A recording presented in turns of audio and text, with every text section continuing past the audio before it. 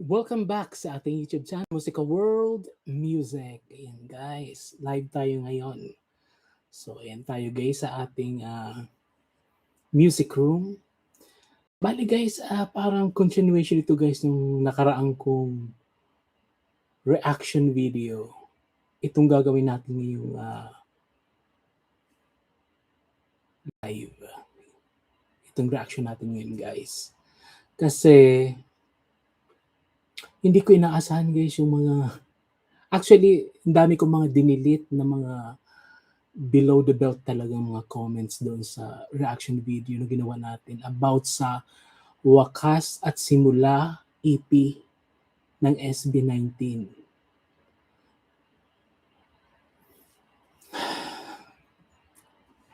So, I think ganun talaga siguro yung realidad.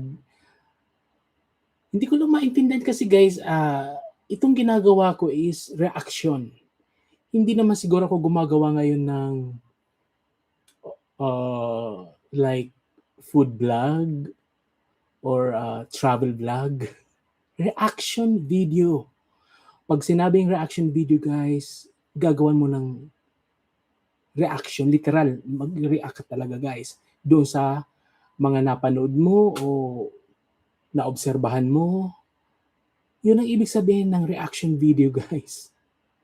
So kailangan mo maging honest sa gagawin mong reaction. Hindi naman naka-caption guys sa ating ginawang live reaction video na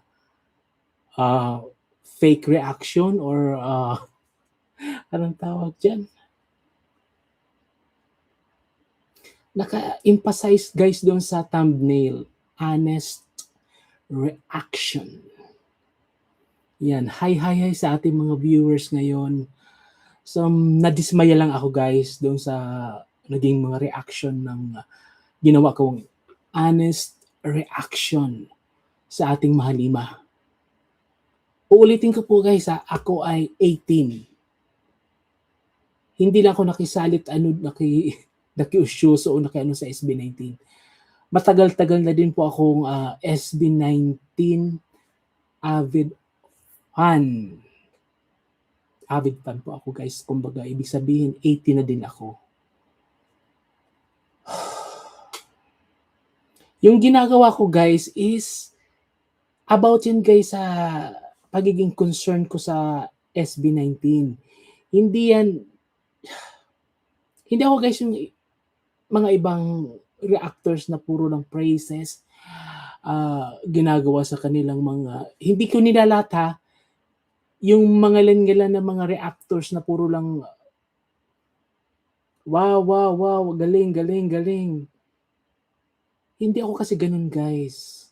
Gusto ko makatulong sa mahalima kasi 'di ba? Gusto talagang ma-achieve ng SB19 yung kanilang minamanifest talaga na global career. O ngayon kung parang ano lang tayo, sang-ayon lang ng sang-ayon, kumbaga inaano lang natin, tawag dito sa Tagalog yung parang kasi parang magmumukhang uto-uto na magiging uto-uto na ang SB19 yan kung hindi sasabihin sa kanila yes lang ng yes, kumbaga okay lang ng okay tayo, parang kahit may something na sa kanila parang okay pa rin ang reaction natin kahit hindi na maganda. Yan, hi kay Aldre Joe 2009. Kumusta sa inyo dyan?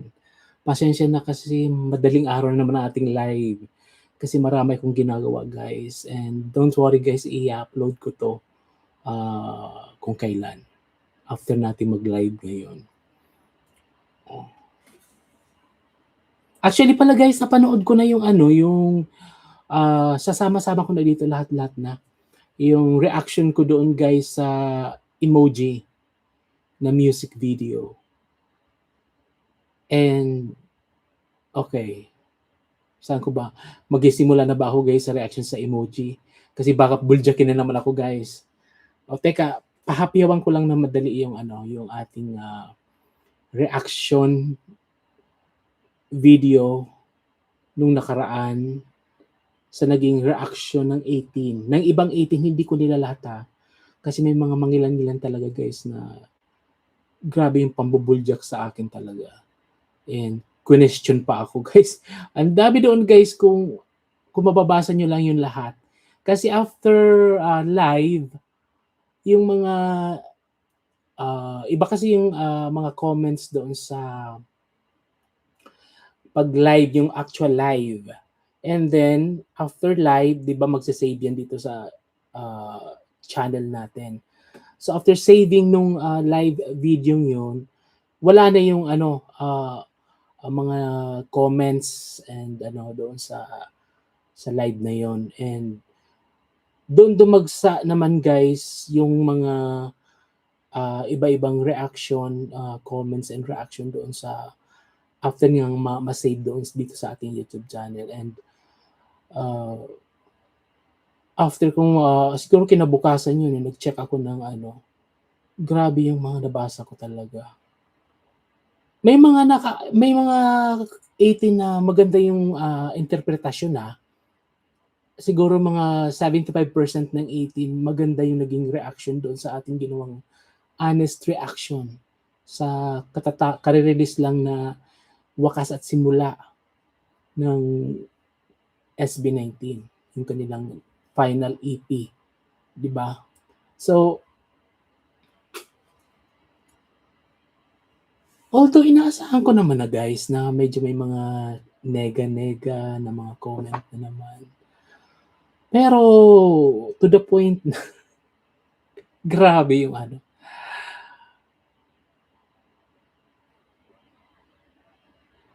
gusto ko lang talaga guys maging honest. Hindi ako nagagawa guys ng yung reaction na fake. Kahit nakikita kong may something off, kumbaga hindi maganda or hindi ko pwedeng dayain or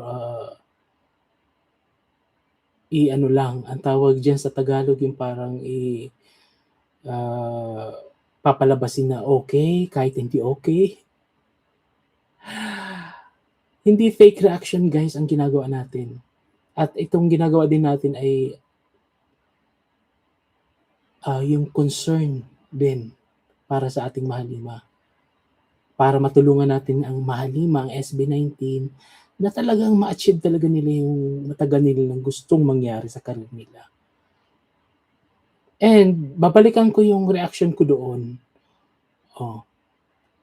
Maganda yung mga nagawang song sa album.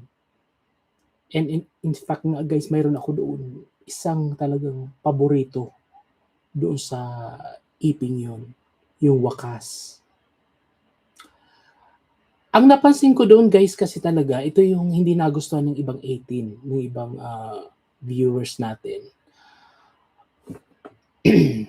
About guys, sinabi kong iisang tunog. So parang paulit-ulit, parang copy-paste. Hindi masyadong, kumbaga, hindi ko sinasabing totally hindi nag-level up or Ang ibig kong sabihin doon guys, kumbaga kahit konti sana na iba, may difference kumbaga doon sa mga nakalipas na ginawang EP. Kumbaga something new na maririnig. Ano to, parang para-pareho yung tunog, iba-iba lang yung lyrics, parang ganun ang dating kasi. So paano ka magle-level up? At hindi ko rin pinipressure guys ang SB19 ha. Ang uulitin ko, ang ginagawa natin ngayon ay reaction video. Yung totoong reaction video. Maganda ang iping ginawa. Sobrang nagustuhan ko. Especially yung dalawang track doon na yung Memories and yung Wakas.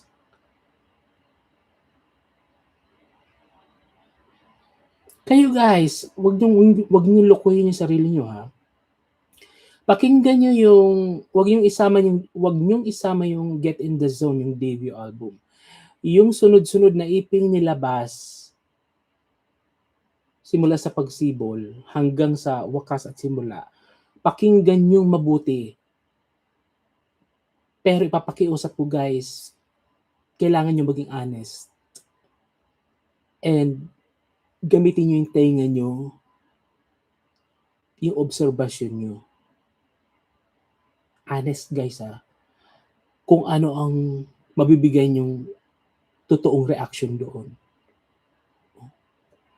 Yung kalahatan guys, maganda. Yung nagawang project na yon ng SB19, yung Wakas at Simula. Yung iping yun. Maganda as in, especially mga lyrics and yung ballad track, the best.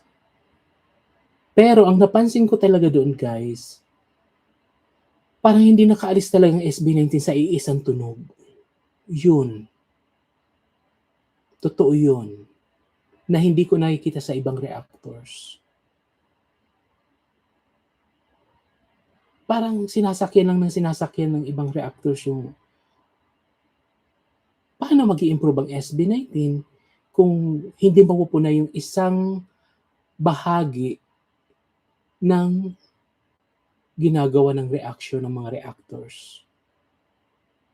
I think kasi alam mo naman ang YouTube is for business talaga to.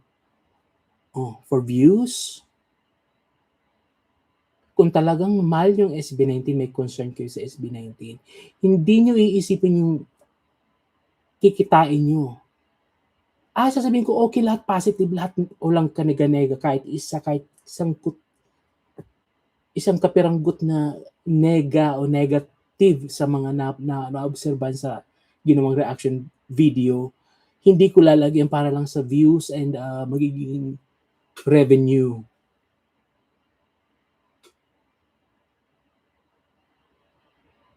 For business guys, yung mga nakikita kong karamihan na hindi lahat, yung mangilan-ngilan ng mga reactors, money sign, yung nakikita ko sa mga mata nila habang nagre-react.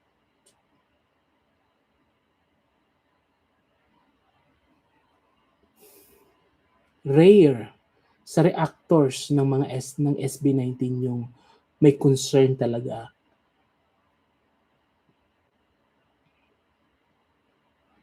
Ako, uulitin ko guys, yung heart ko kasi nasa music talaga. Plano ko nga guys gumawa ng isang account dito sa YouTube. Yun naman ay exclusive may gagawin kasi ako guys na yung dati ko ng passion sa pagkakanta talaga guys. Gusto kong balikan ulit. And itatry ko talaga guys yung best ko. Kasi ayoko naman i-mix dito sa ating gusto ko kasi ito exclusive talaga ito guys sa mga reaction videos, sa mga mangilan-ngilan na vlogs na ginagawa, especially yung ate ko din nag-vlog sa US. Dito ko din nilalagay. Kagaya ngayon guys, malapit na naman ang Record Store Day. Abangan nyo guys kasi ila-live natin yan dito sa ating YouTube channel. Maganda yung Record Store Day. And I hope magkaroon din dito sa Pilipinas. And I hope one day, guys, imamanifest ko talaga ito guys. Na balang araw guys, maging ambassador ng Record Store Day ang SB19. At makikita natin yung mga physical album ng SB19 sa Record Store Day.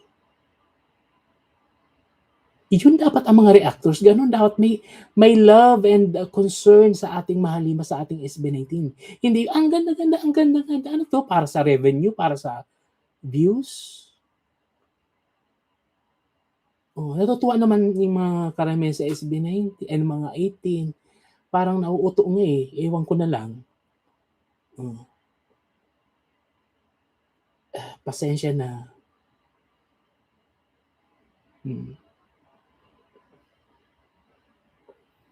Alam niyo naman guys yung totoong may malasakit na reactor. Kasi kayo mismo guys ang makakapagsabi niyan. Kasi kayo yung nanonood at naririnig niyo kung ano mga pinagsasabi ng mga reactors. Again guys, hindi ko nilalahat. Yung mangilan-gilan na reactors, ang tingin sa SB19 ay ano ba? Kasi international yung mga reactors, dollar sign, peso sign, bini-business guys. Yung ano naman talaga ng YouTube is ano naman talaga ito guys, lalo kung yung channel mo talaga ay malaki, business. Pero nakakasad lang guys na yung alam mong pinapalabas nila na fan sila ng SB19, tapos yung gumagawa talaga sila ng mga reaction sa SB19. Ang motibo nila ay makatulong sa SB19. Pero ang tanong ngayon, sa anong aspeto?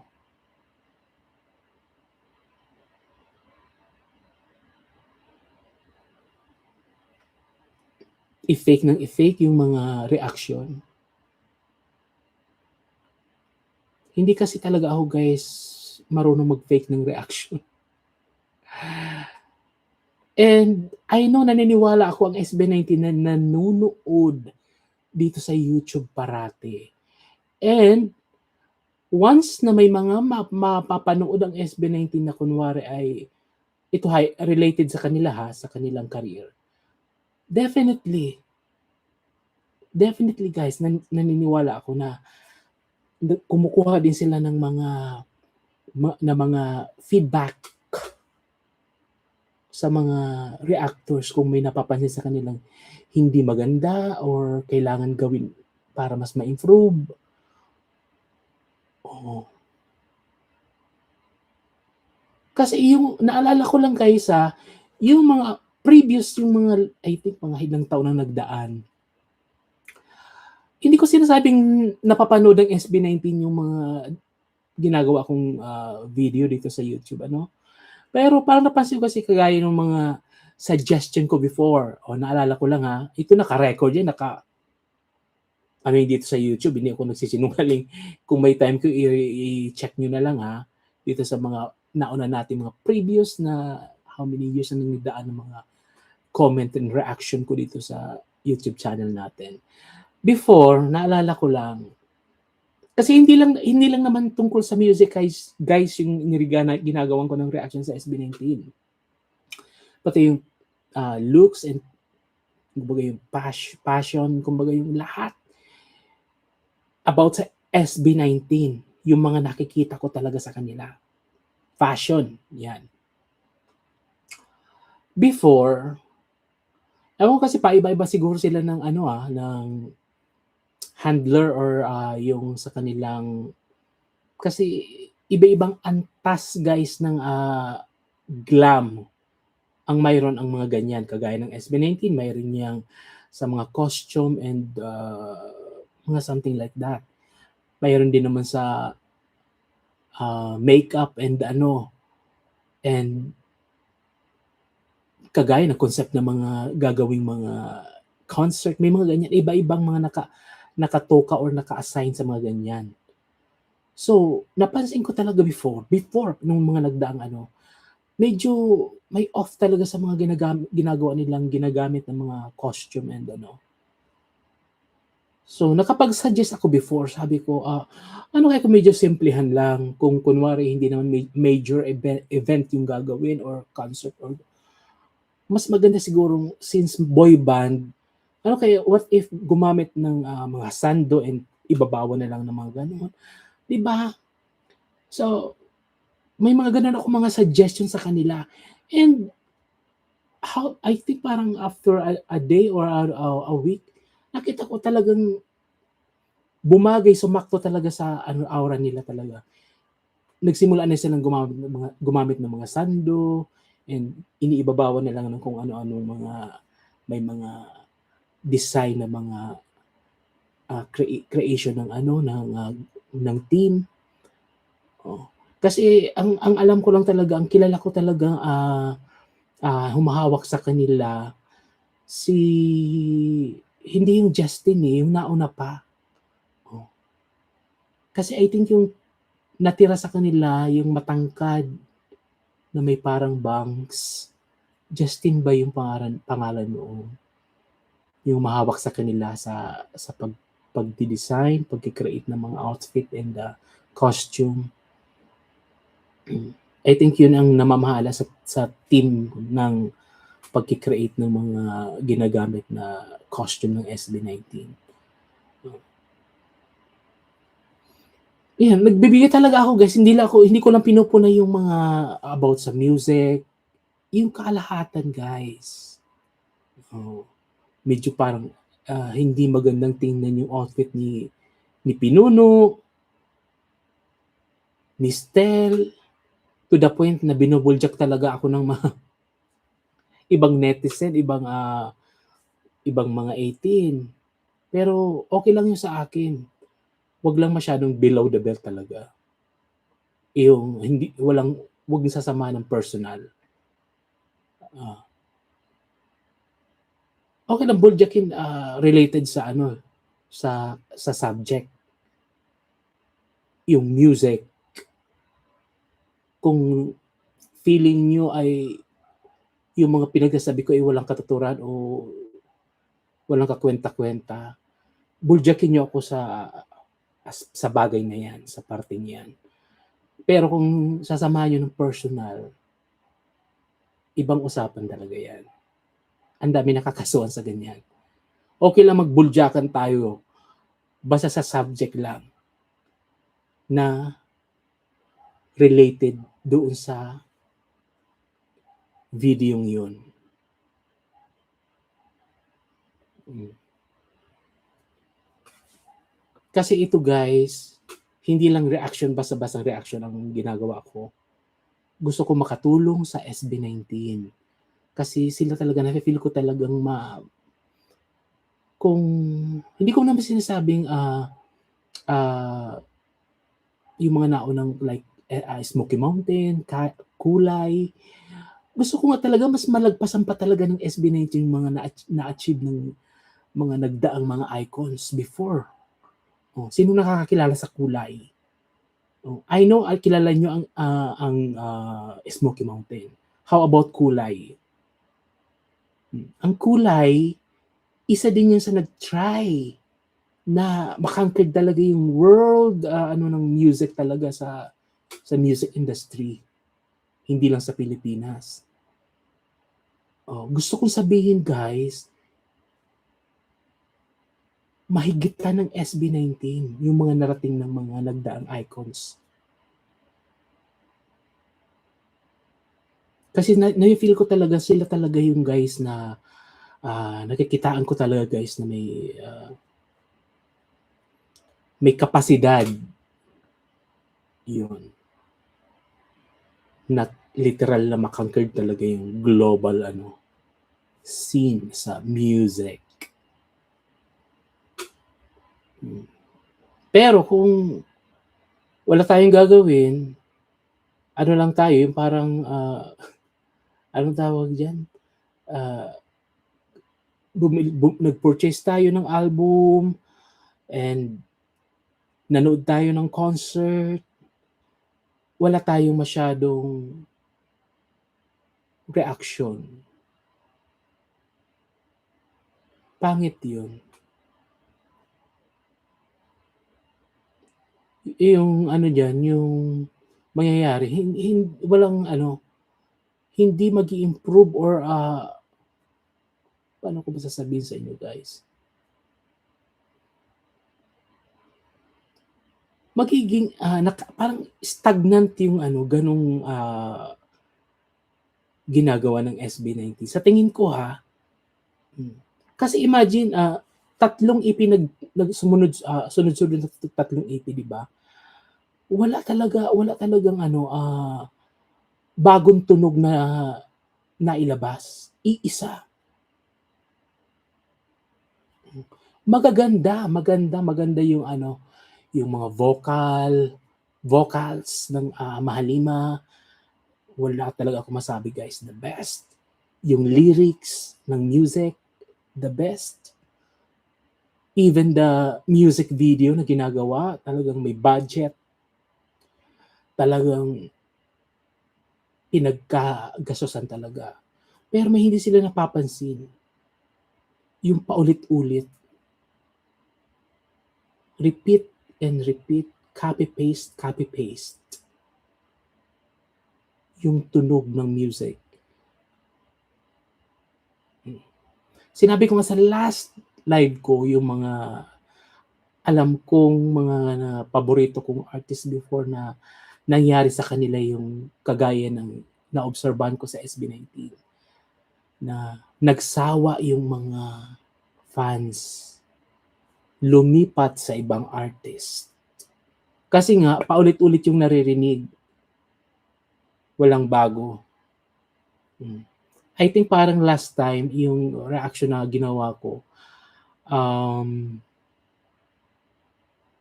si Debbie Gibson ata yung naibigay kong example. Kasi guys, hindi ko masasabing one hit wonder. Kumbaga, si Debbie is hindi yung isang single lang na sumikat siya. Maraming singles ang nailabas si Debbie sumikat siya. Pero, ang nangyari kay Debbie guys, kasi siya yung gumagawa din ng kanyang music. Parang SB19. From lyrics to melody, lahat. Si Debbie talaga ang na ano dyan, kumbaga, behind her catalogs na nailabas. Kanyang mga music na nalabas. Siya talaga yung behind that na gumagawa talaga. Especially sa tempo, sa literal sa melody, sa music, saka yung especially yung lyrics, siya talaga lahat. Pero yung first album niya, yung debut album niya, copy-paste sa second album.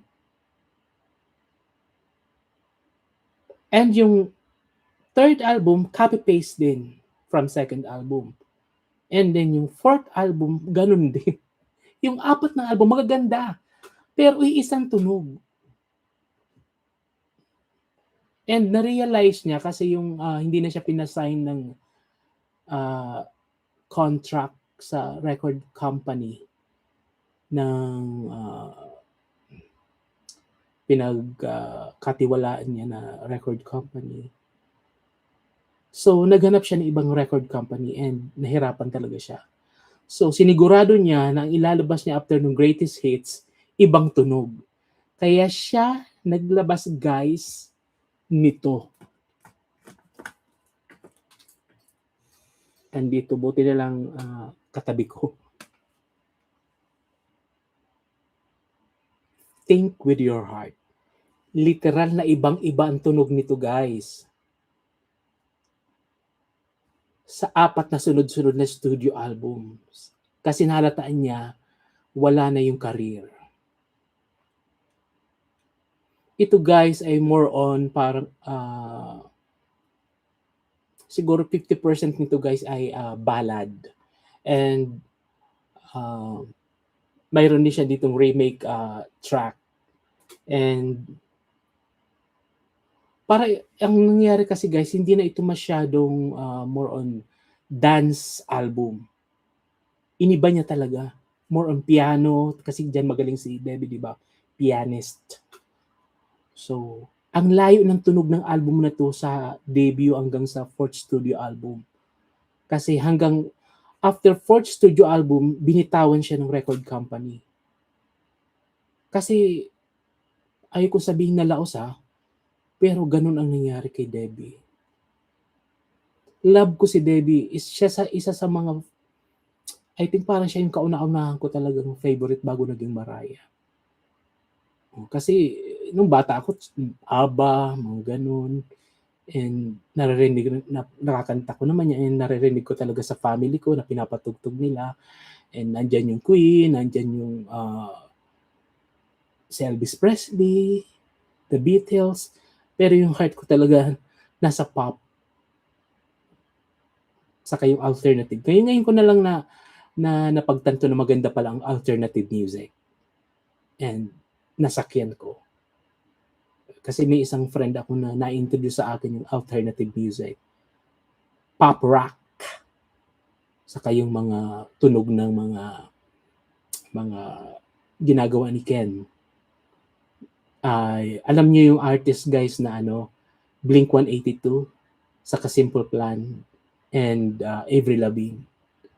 O anong genre yan guys? Funk rock. Medyo part din siya ng alternative. Nagustuhan ko yan. Bukod sa pop. Kasi pop music, di ba disco, lahat. Sino ba ang mga nasa ganyang genre? Madonna. Michael Jackson. Debbie Gibson. Britney, Christina, yung mga nagdaang Justin Timberlake, Usher. Mix naman yun ng pop, hip-hop, R&B, parang ganun na. Pero kung pure pop, Michael Jackson, Madonna, Britney, Christina, Debbie Gibson, Tiffany. Yan ang mga pop talaga. Sama pa si Paula Abdul, mga ganon. Janet Jackson. Di ba? Ang dami ko naman na example. Ngayon, babalikan ko. Natapos yung era na pinagkakaguluhan si David dahil may lumabas na ibang mga artist kagaya ni Mariah noong 1990. Kasi yung prime ni Debbie Gibson noong 80s, mid-80s to early 90s. And sad to say guys, nag-flop talaga yung mga sumunod na mga albums ni Debbie kasi nga iisang tunog na. Yung beat, yung tama natutuwa ako dun sa mga nagte-trending ngayon na hawak mo ang beat. Di ba may ganang trend sa TikTok? Beat. Importante talaga yun guys, yung beat. Maniwala kayo guys. Kasi kung paulit-ulit yung beat na gagawin nyo, masasawa ang mga fans. Pag may bagong dumating na artist, kakaiba yung tunog, panigurado guys. Sure yan guys. Talagang nangyayari talaga yan.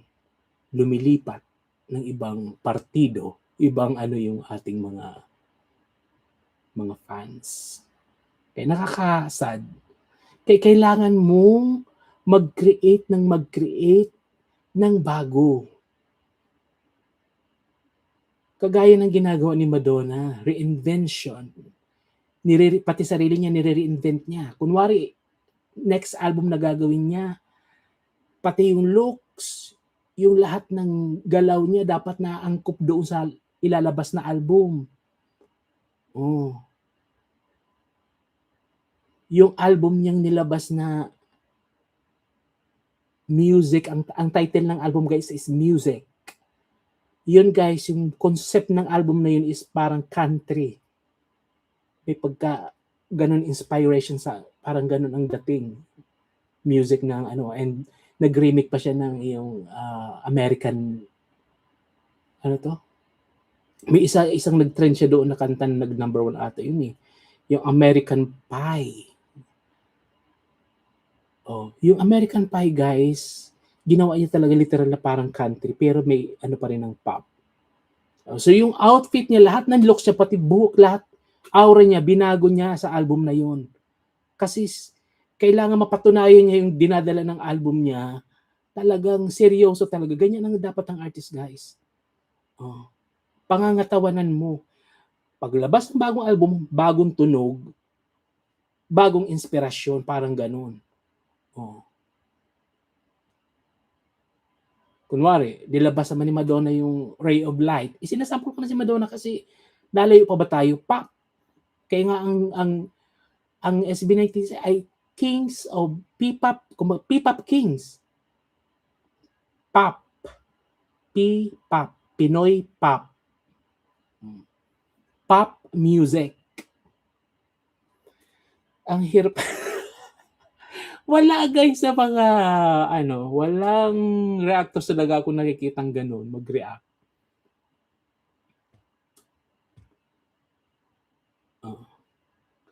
Reinvent. Yung mga ilalabas mong mga upcoming studio album or EP, dapat may guys, yung may anong tawag diyan, nahihirapan ako sa Tagalog guys. Kumbaga may dinadalang isang anong tawag dito? Isang klase ng tunog na kumbaga inspirasyon.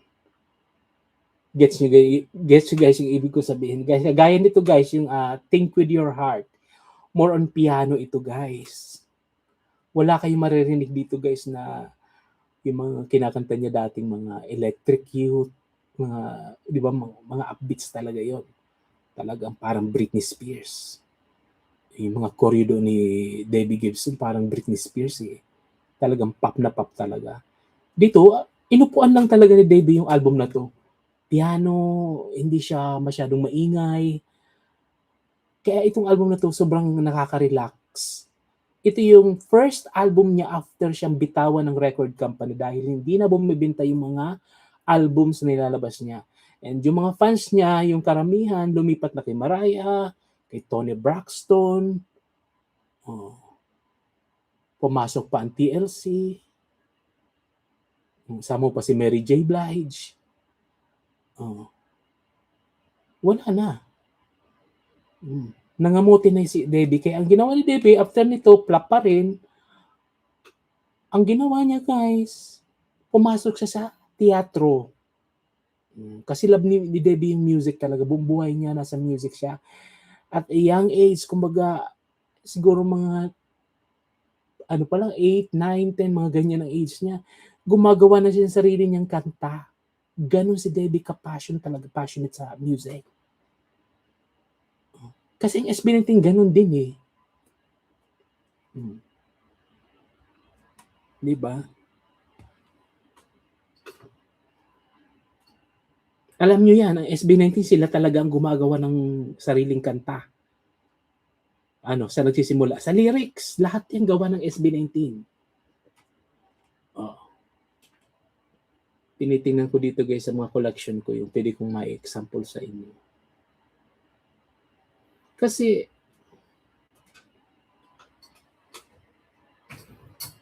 dapat concern din ng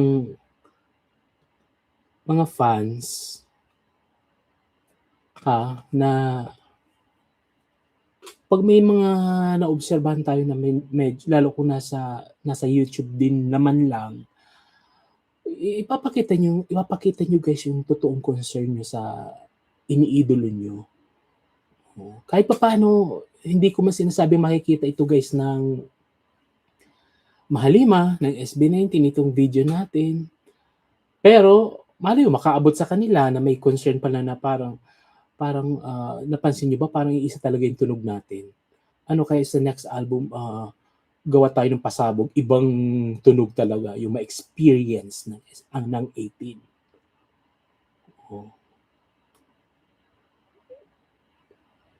Maganda yung pinapaabot din sa kanila yung mga concern para ma-improve and para makaisip sila ng maglalabas tayo ng kakaibang album. Malayong malayo doon sa dating album. Ito yung konsepto. Importante yun. Hindi lang yung music, pati yung itsura nating lahat, iba sa dati. At dapat mag-create tayo ng kakaiba, hindi yung kinopy-paste o ginaya sa ibang artist. Dapat original. Yung kayo pa lang ang maggagawa. Kayo ang magsisimula. Kayo dapat yung gagayahin, hindi kayo yung gagaya. Ganon ang totoong artist. Kaya nasasayangan talaga ako sa SB19 kasi sila yung para sa akin sa mga bagong artist ngayon, sila yung talagang the best. Sa mga bagong artist Oh. Magaling naman yung iba pero aminin nyo guys, sila talaga yung the best. Kasi seryoso sila sa ginagawa nila guys, sa craft na. Yung pinasok nila literal, yung business sa industry ito, yung music industry. Seryoso talaga yung SB19.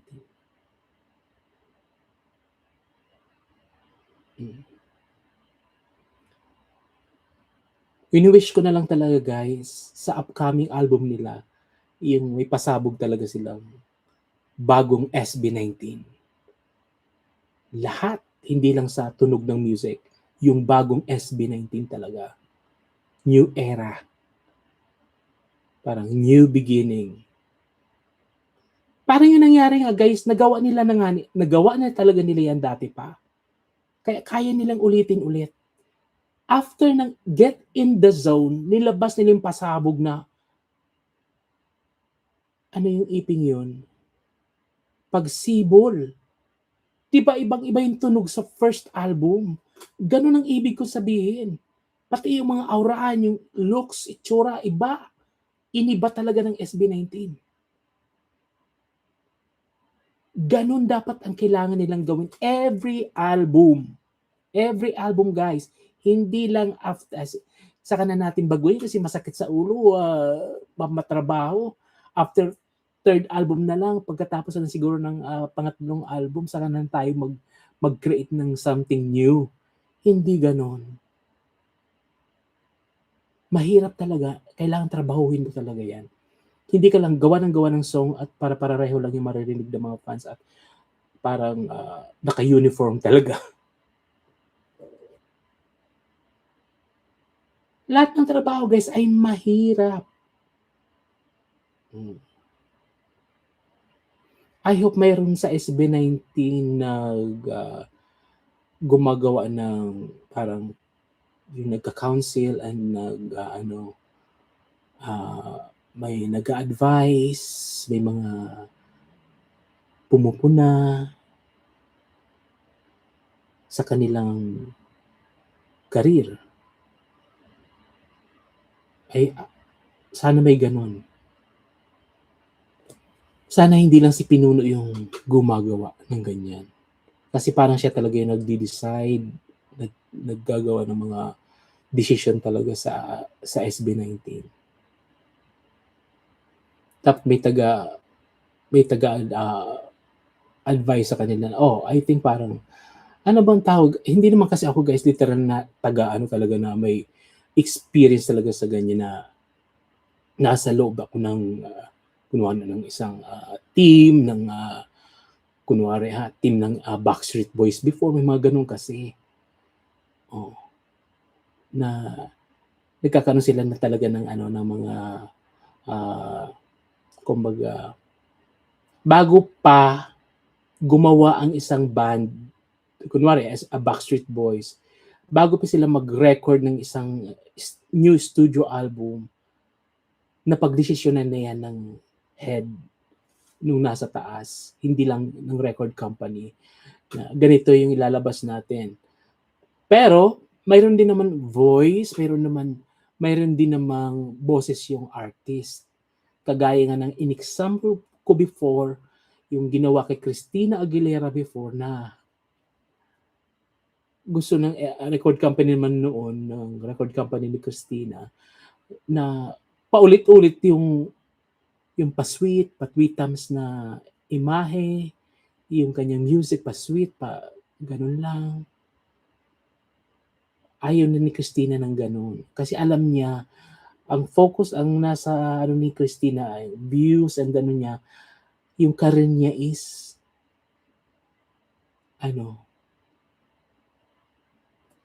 maglalast. Gusto niya yung tawag dyan,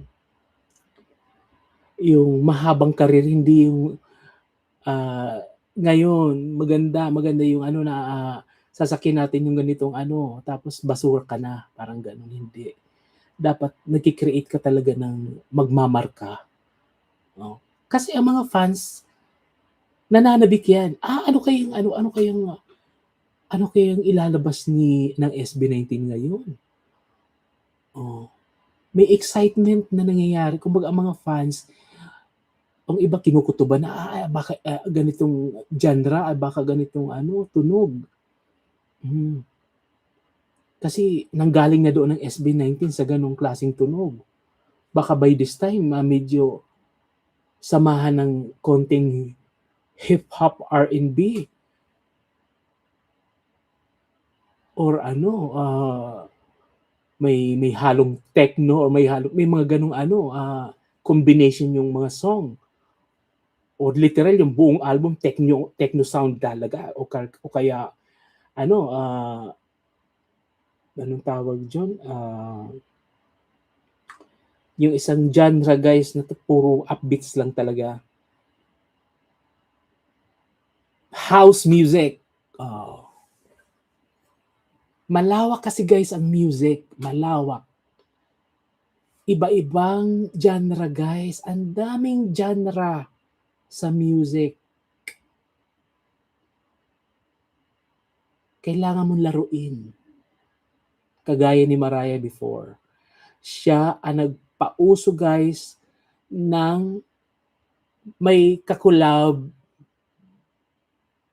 sa mga singles o sa mga song na ginagawa.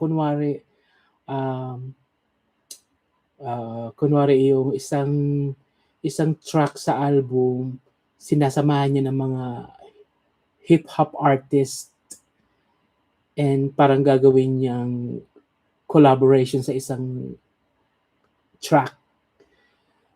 Nung kasing panahon guys, before kay Mariah, before mag 1995, lahat lang puro solo, like Celine Dion, Toni Braxton, yung sa female artist or kahit mga male artists before, nung buong 90s na yun hanggang mailabas ni Mariah yung Daydream album, na may naririnig na ang mga tao na, pwede palang gawin yun, yung kunwari yung nilabas ni Mariah yung Fantasy, sinamahan niya ng hip-hop artist, si Wyclef Jean. Tama ba? Oh. Nagngangawa doon sa kanta ni Mariah yung Fantasy, di ba? Yung isang hip-hopper na artist na icon sa hip-hop genre. Collaboration. Siya nagpauso niyan, guys. Ginaya na nila Jennifer Lopez, Ashanti, Brandy, lahat na sila may kakulab ng mga rapper sa mga song. Hip-hop rapper, mga ganon. Si Cassie, kilala niyo si Cassie. I think parang pure Pilipina yun. Diba? Yung mga song nila may mga kakulab ng mga hip-hop artist or rapper ng mga artist sa US. Nag-create si Mariah ng another genre during that time. Na hanggang ngayon, ginagaya nila Ariana Grande, Taylor Swift, di ba? Ganun dapat ang SB19. Mag-create sila ng panibagong genre sa music na sila yung magpapanimula, na sila yung gagayahin. Di ba? Ganun ang totoong artist. Yan mga advice ko yan mga ko yun sa SB19. Concern ko yan sa SB19. Ganun ang gusto kong reaction, guys. Hindi fake reaction. Kaya nga nakalagay doon, honest reaction. Ngayon, kung mamasamain ng mga ibang 18, hindi nyo tinutulungan ng SB19. Hinihila nyo pababa. Huwag nating lulukuhin ng SB19. Pakiusap. Tulungan natin silang ma-reach yung goal talaga nila. Hindi lang venue ng Pilipinas, guys. Buong mundo.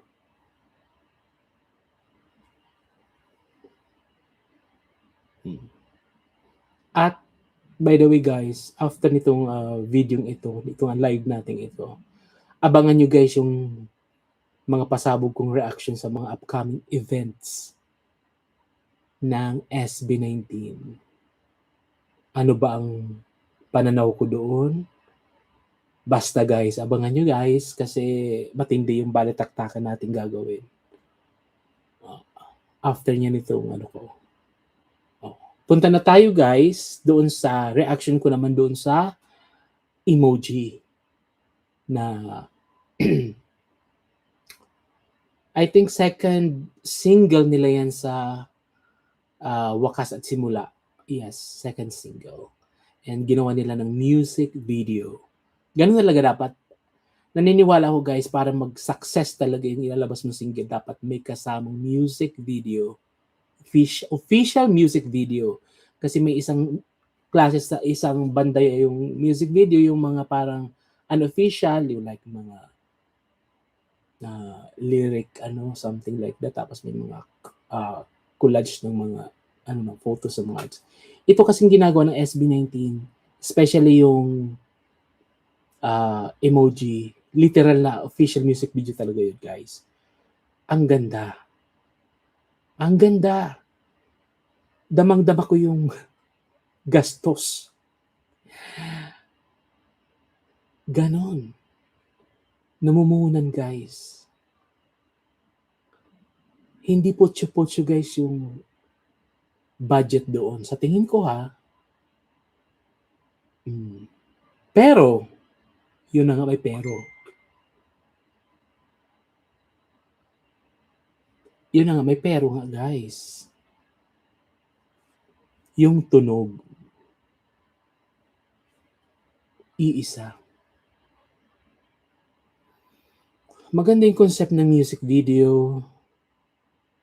And yung quality, ganda. Parang nanonood ka guys ng mga direct ng mga iconic director sa US, sa mga gumawa ng mga music ng nila Ariana Grande or nila Britney.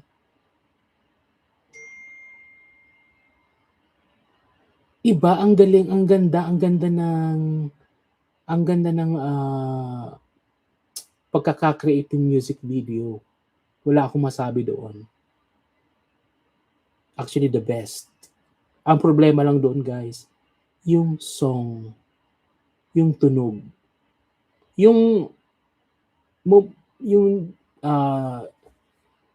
istorya or lyrics noon, wala akong problema. Especially sa ginawang music video, ang ganda. Ang problema lang doon, guys, paulit-ulit kong sasabihin, iisang tunog.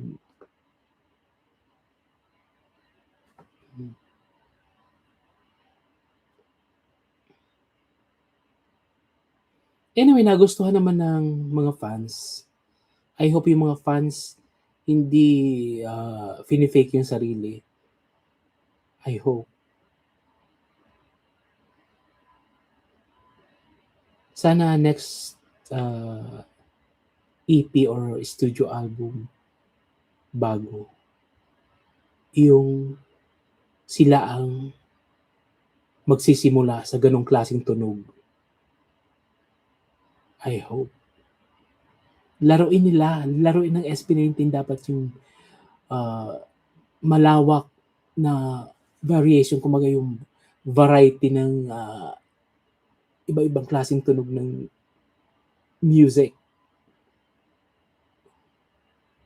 I-mix nila or mag-create sila ng bagong tunog. Hindi ko na mabilang guys kung ilang genre ang mayroon sa music. Sila ang magpanimula ng bagong genre, bagong tunog. Iwanan nila yung tunog ng nakaraang mga iping nagawa kasi yun ay iconic na. Parati kong ulitin, nakalagay na yan guys sa pedestal at hindi na yan naandyan na yan. Iconic na yan guys. Ginto, dun ka, mapa, mana, andun na yan, andyan na yan, nasa pedestal na yan guys. Iconic na yan. So ang gagawin mo na ay makabagong creation at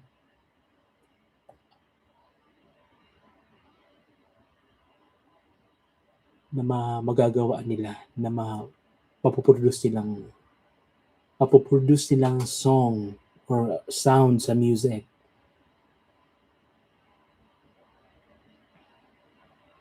So yun guys. New era, new music, new sound. Ganun lang.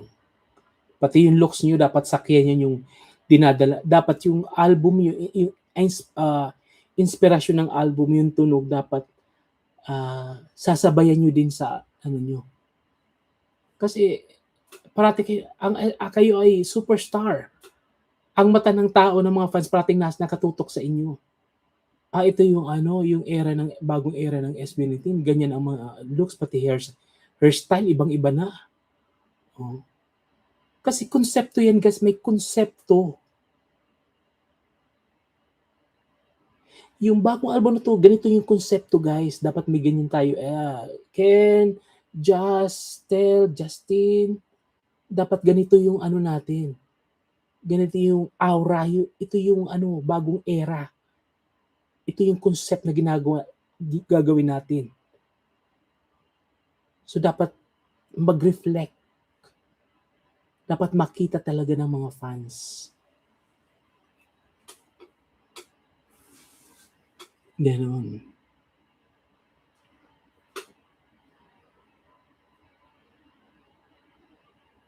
So I hope mas lalong maging matalino ang SB19. Naniniwala ako matalino ang SB19. Especially sa mga decision nila, matalino talaga SB19. Diba? Kung hindi matalino, hindi yung kakalas doon sa dating may hawak sa kanila. Matalino ang SB19. I hope kung matalino sila, lalo nilang galingan. Kasi para naman yan guys sa mga fans. Kaya naman sila gumagawa ng music kasi para yan sa fans. Hindi naman sila gumawa ng kanta para sa pader o sa malamang ginagawa nila yan dahil may nag-aabang sa kanila. Tayo yan ang 18. Nakaabang parati sa SB19. Ngayon, kung paulit-ulit, ano to, lifetime? Ganyan yung tunog lifetime. Wala lang bago talaga. Hindi na naramdaman yung konting pagbabago sa tunog. Diba? Dapat sila yung mag-lead, sila yung bumali at gayahin ng mga bagong parating. Yung bagong musika, bagong tunog. Yun.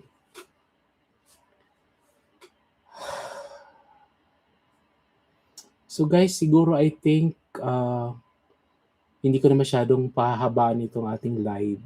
Abangan nyo guys kasi gagawa ako ng live ulit about naman guys dun sa mga upcoming major events na kasama ang SB19. Ano to guys Hindi local. International. Talaga hindi ako makapag-antay guys.